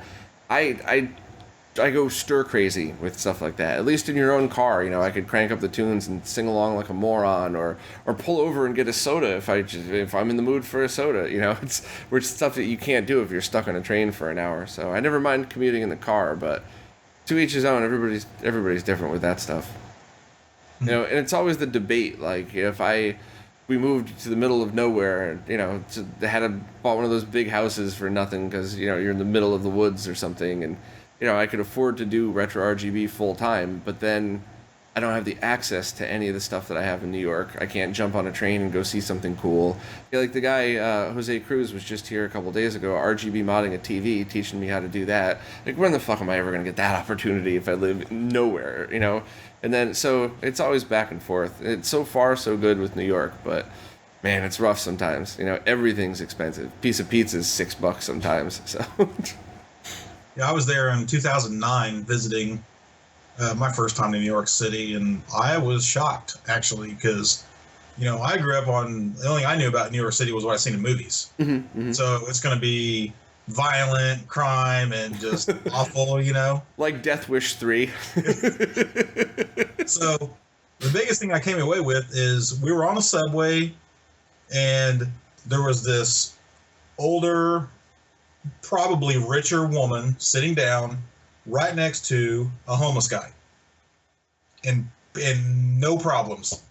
And I was just sitting looking at him. I'm like, that explains New York City more to me than anything that I've seen so far. Yeah, it's, there's so many misconceptions, because I've always lived close enough where, I think I was like 13 and went to my first Megadeth concert or something right in the city, wandering around, and there's that everybody in New York City is an asshole thing. I think the reason is because everybody's in a rush to get someplace, and they get really annoyed if you're wandering around stopped in the middle of a sidewalk. But I can't tell you how many times I've heard people with a thick accent stop and ask somebody for directions, and people who are power walking down the road, running people over, will stop and help.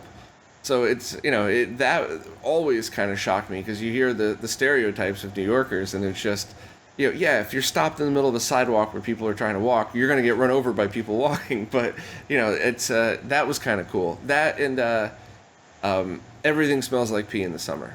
I don't mean to be too gross, but it's just, you walk on the subways, you walk through the park. I had a New York moment where there was like this awesome street fair, and I got this food. If anybody's around the area, it was the freaking Rican. It's just amazing Puerto Rican food. I sat down, and there was like a park right there. I was like, oh, perfect. I get to be like, do the New York thing where I can get the food, just go sit in the park for, 10 minutes, then head to the office. I open it up, I stick my fork in, I just went, oh, closed the food, got in the subway, went to work. Just couldn't even do it. So yeah, it's an interesting place to live. I always felt at home here, but even when I was just visiting, but it's not for everybody. Your first concert was Megadeth? My first concert was actually Metallica at Nassau Coliseum. We had seats that were so bad, our backs were literally up against the cement. You literally couldn't get any worse seats. Corrosion of Conformity opened, and then when they were off stage and the roadies were coming on, my friends and I were like, is that Metallica? Like, it was that we were that far away that we couldn't see. When the lights went out for Metallica, everybody starts charging the center pit area. So I just grabbed my friend. I was like, that's us. So we had to run all the way down, all of the stairs to the bottom, run through, and then we're on the staircase going down, and these jacked security guards are trying to get us out. People who paid a lot of money for the seats are trying to, screaming at us. And some guy I was, way thinner then, just grabs me by my pants and threw me over the security guard. And I kind of just landed on the ground, and I look up, and I'm in the general admission area. I was like, oh! I ran 5 minutes later during the strobe lights in 1. I am literally up against the fence in front of James Hetfield. Like, it was me, fence, space, Hetfield. I'm just like, I remember looking up, and like, I was there, and suddenly now, 10 minutes later, I am here. And that was my first concert. And the second one was Megadeth in the city. That was, always a bit of a nutball.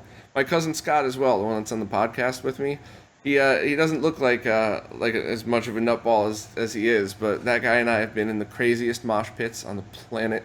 He just never phases him. He's just always right there in the middle with me. My first concert was Metallica as well. Oh yeah, where'd you see him? It was called Deer Creek back then. It's I think it's Verizon Music Center or some shit now, but Indianapolis. Mm-hmm. And I think this would have been 94. Yeah, it was the same tour. Yeah. Was Danzig with him when you seen him? No, it was Corrosion of Conformity.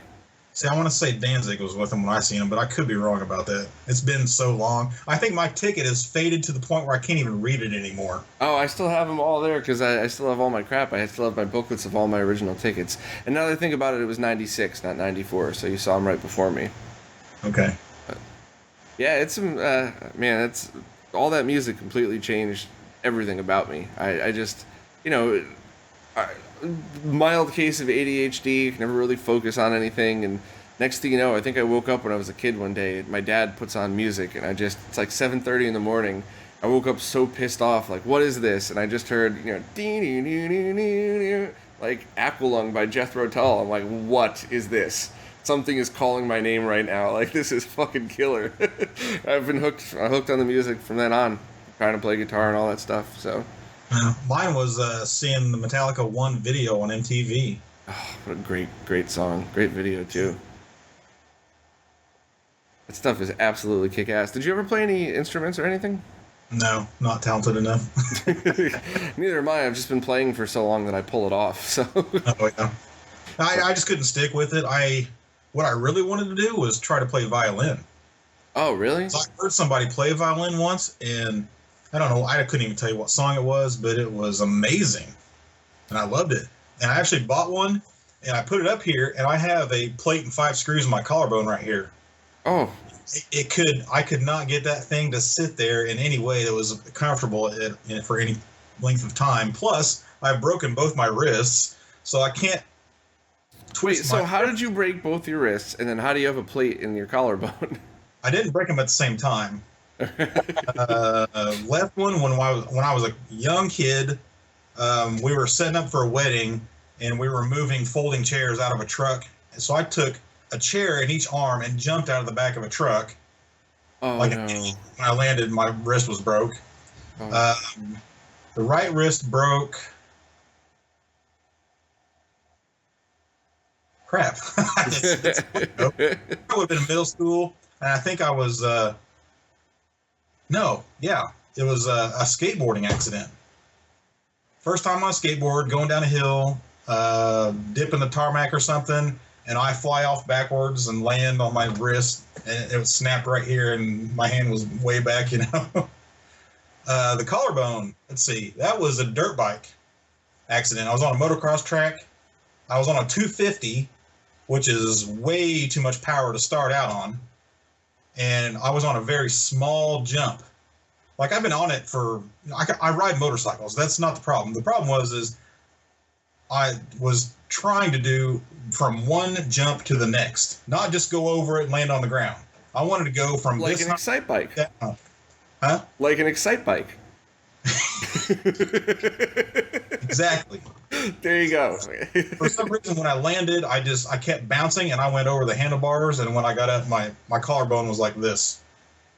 Yeah, well, let me tell you right now, I'm not a doctor, but those 3 things are things that you very badly need in order to play violin. Both wrists and a locked collarbone to keep it in place. I think that's why I couldn't get the guitar either, because I can't.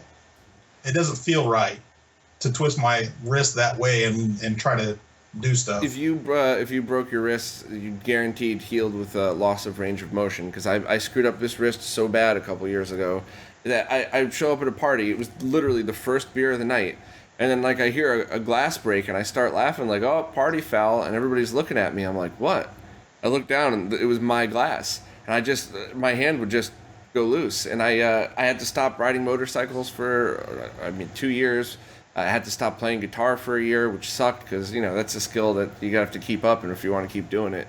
And none of the doctors believed that it was true, because when it started to hurt really bad, I was at work, and my boss, trying to do a nice thing, said, well, if it's at work, you should do workman's comp. I want to make sure you didn't injure it here. But because it was workman's comp, all the doctors thought I was full of shit. And one like physical therapist lady, it started to get worse and worse. And I was just like, well, can I just have a copy of my transcript? I just want to get a second opinion. And her eyes bugged out of her head, and she realized she never listened to anything I said. She just assumed it was workman's comp. So she's like, actually, this treatment's probably not right for you. Why don't you come back again? I'm like, nah, fuck you. And it was acupuncture that did it. Some guy, I told him the story, told him the long version of the story. He's like, I'm so pissed off when I hear that. Here's what's going to happen. These little needles are going to go right through all of that scar tissue. And your body's going to think, oh my god, something's wrong. And all the white blood cells are going to go rushing towards it. But because the needles are so tiny, there's not really a healing process. It's not like, when you have an operation and 2 weeks to heal, a couple months before it's ready. Like 2 days with acupuncture. So after, 2 years of not riding a motorcycle, not playing guitar for a year, and then kind of sucking at it for another year after, 2 months of treatment, guitar was right back up, and I could ride motorcycles without losing feeling in my hand. Craziness, right?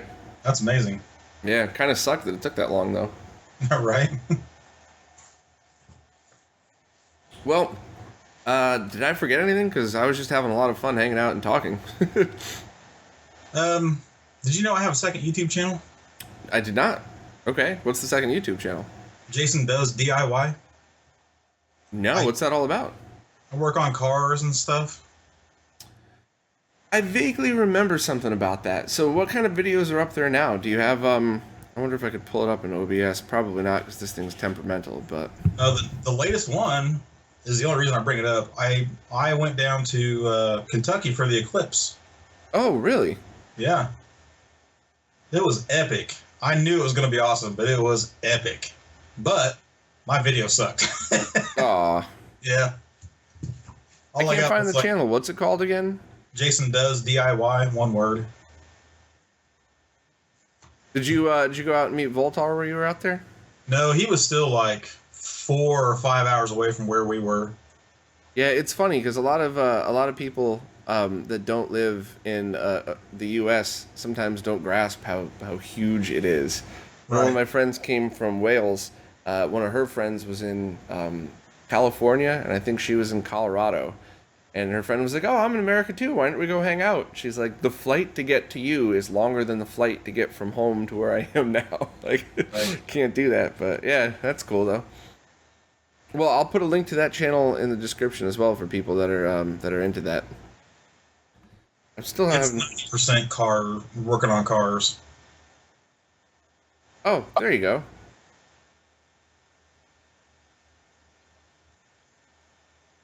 Oh, you get some cool stuff up on here. Was that your Cadillac CT or STS? Mm-hmm. Pretty much all of them are my cars. A bit of a problem. I'm a car hoarder. So you're a collector of everything then. You get a bunch of cars, a bunch of game consoles, a bunch of baseball cards. Exactly.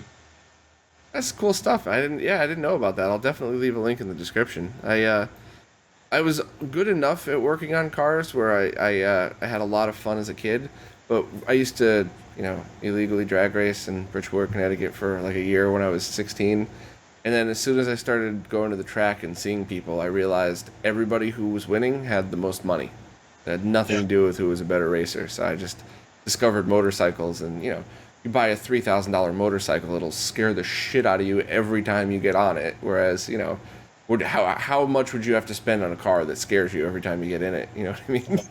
So, yeah, that was it for racing for me. But I always enjoyed the hell out of it, especially figuring out how to fix stuff. Well, it's the same with the nerd stuff, I guess. But going in and, figuring out the problem and then learning why it is that it happened. And, then, of course, trying to squeeze every little bit of horsepower you could out of everything. Well, that's the great thing about the internet.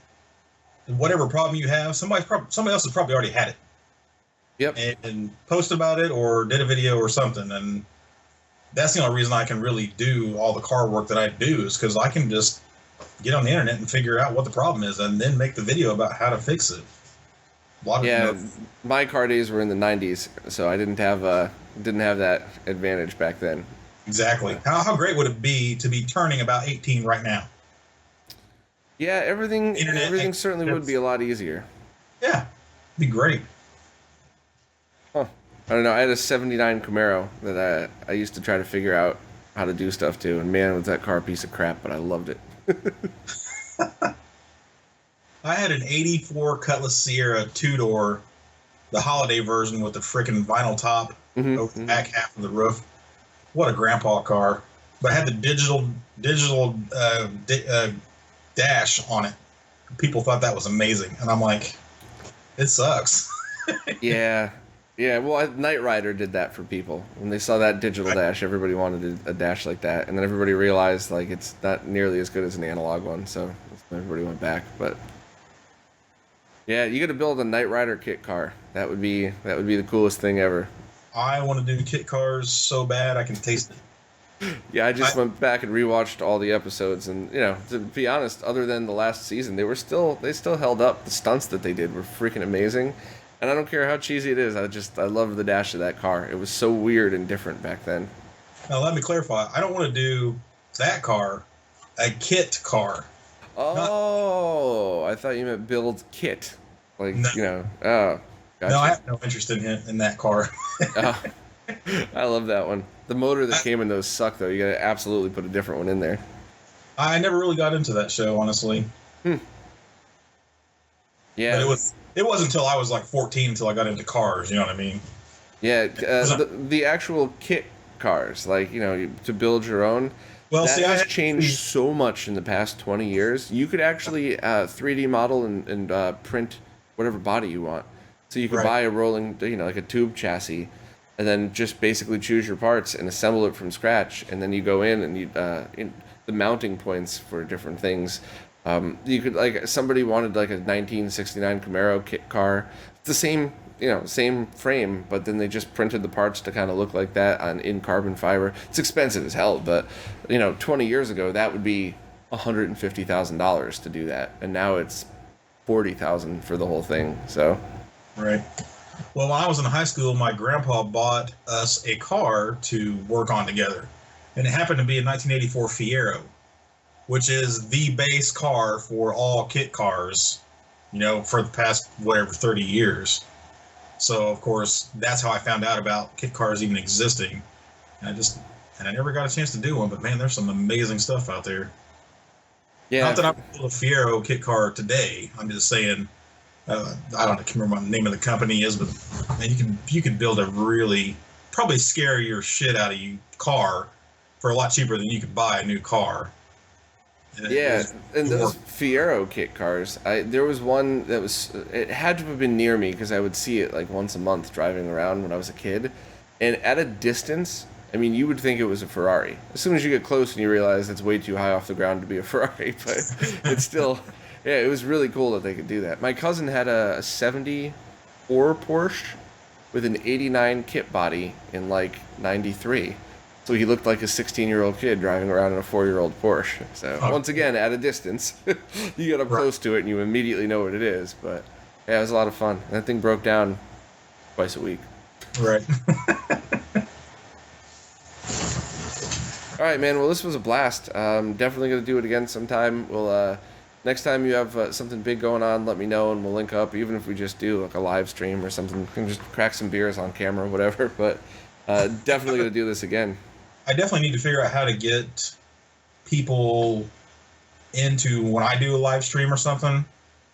Like, I definitely like to get Voltar in on this video for redoing this Deutschen Dance console, because he's the one that started all this, repairing these, so he ought to be in on it. Yeah, I think he's a lot of fun to mess with too. So he's just, wind him up and get him going, and he's entertaining as fuck. So what's funny is I actually have been emailing Voltar longer than I have been with Kevtris. Oh, I just found out the other day.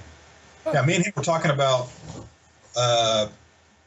back before the 3D printed rear panel came out for the multi-out for the NES, for NES RGB. Mm-hmm.